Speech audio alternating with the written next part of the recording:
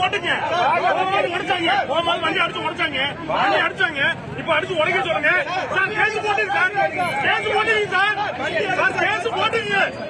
அடிச்சாங்கல்ல இப்ப வண்டி அடிக்க சொல்லுங்க.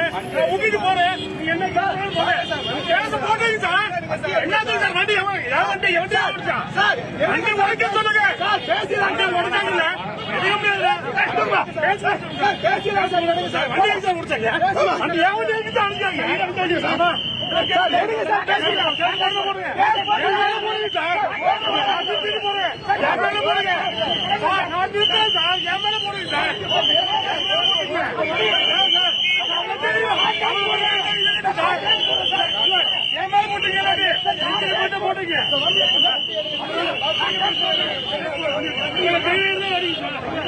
வண்டி சார் ஓரமா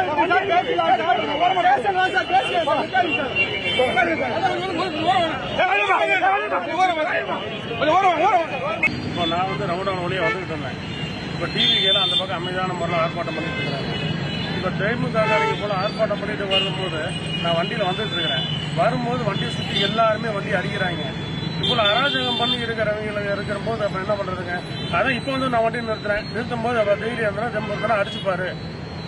யாருமே இல்லாத ஆளாக்கு தம்பு தப்பிட்டு போறான். இப்போ வந்து அவன் அடிச்சு பார்க்கணும்ல நேரம் இல்லையா செய்யணும்ல. அவன் ராணி இல்லாதீங்க.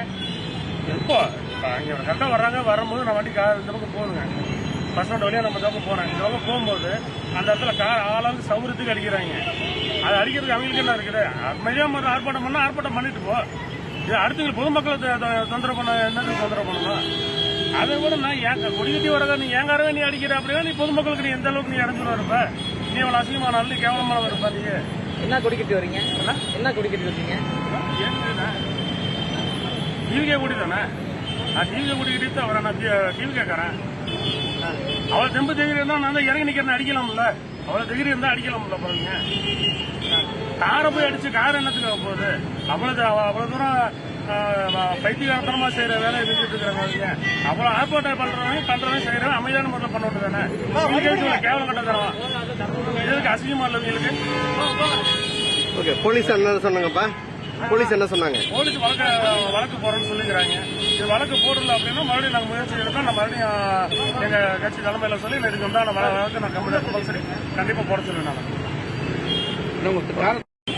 வர அத்தனை பேர் வரா 100-200 பேர் வர்றாங்க. எவாடிக்கிறான் தெரியுங்க.